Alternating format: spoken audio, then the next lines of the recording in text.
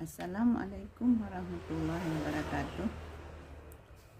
Teman-teman semua, hari ini saya ingin menyampaikan bahwa bagaimana kita menanamkan rasa takut.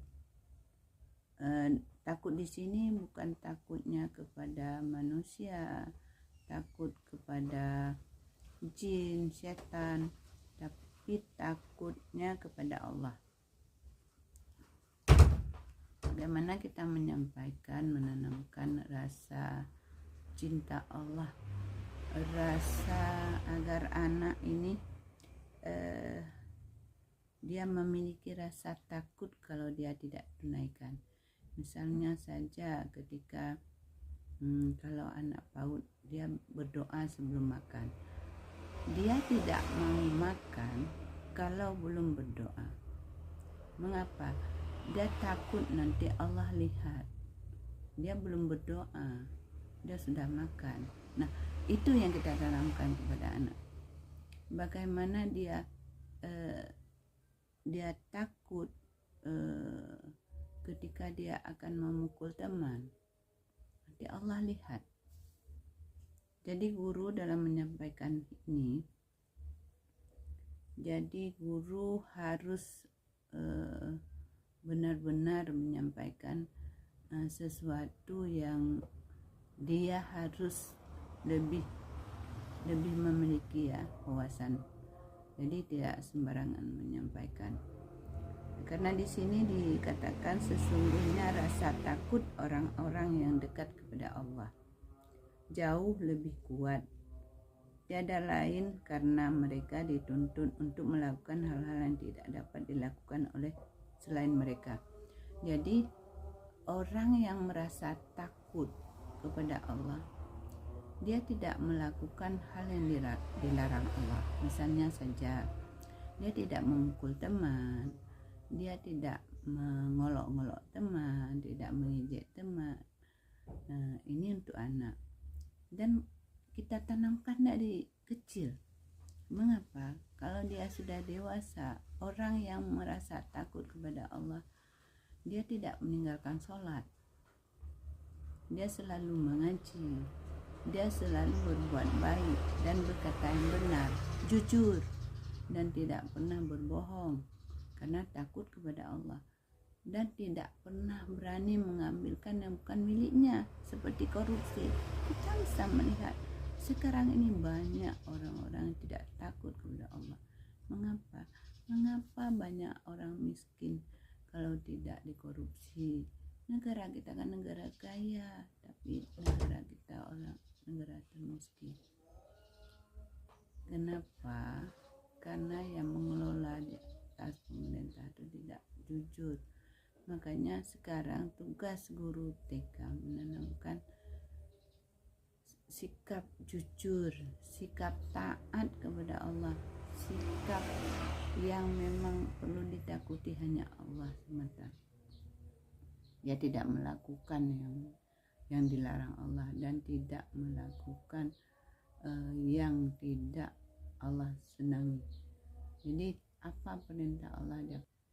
Jadi ini ada salah satu firman Allah, tidak ada kekhawatiran terhadap mereka dan tidak pula mereka bersedih hati.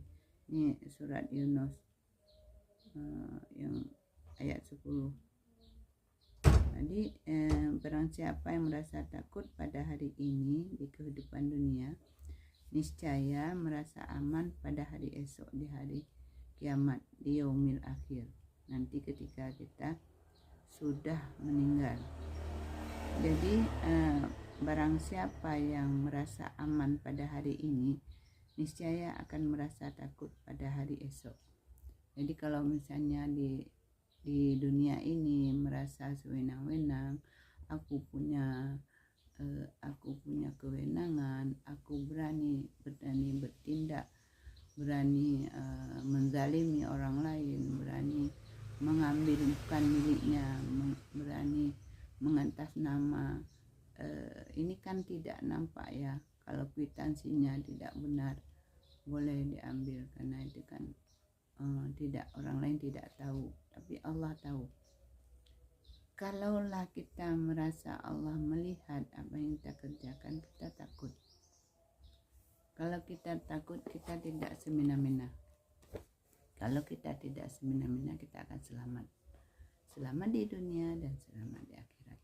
Kita tidak perlu mengingat dunia saja, makanya tanamkan kepada anak didik kita bahwa nanti ada yang abadi kehidupan di yaumil akhir. Di dunia hanya sebentar, kehidupan kita paling lama itu sekitar 60-an atau lebih, paling lama 100-an lah umur kita. Tidak ada yang umur yang 1000 tahun, paling 100 sekian sudah, ataupun masih muda lagi.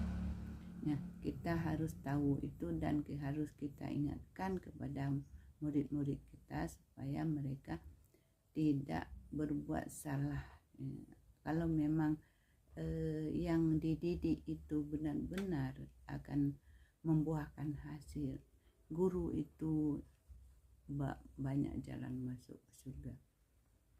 Jadi sampaikanlah dengan suasana, mimik wajah yang senyum, ramah, lemah lembut, supaya ketika yang disampaikan dengan baik, anak-anak akan menerima dan mengingat untuk selamanya di tingkat dia dewasa nanti. Mungkin ini saja yang dapat saya sampaikan, hal-hal yang memang yang mungkin sekarang ini terlupakan atau yang memang sudah dijalankan, alhamdulillah. Yang sudah dijalankan, alhamdulillah, semoga diingat-ingatkan lagi. Yang belum, ingatlah bahwa kita ada yang menyaksikan, ada yang mengawasi, ada yang mendampingi, Rakib dan Atid, yang selalu mencatat amal kita, yang selalu mendampingi kita di saat kita jaga, di saat kita tertidur, di saat kita kapan saja. Mereka ada dua yang mendampingi kita selain Allah, menyaksikan apa yang kita lakukan. Tidak luput, semuanya itu dalam penyaksian Allah. Dan kita harus menyadari bahwa kita ini hidup hanya sementara.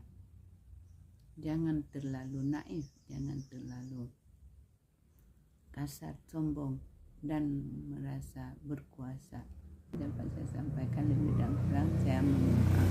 Ini ada buku Amalan Hati Muhammad bin Shalih Al-Mahmud yang karang.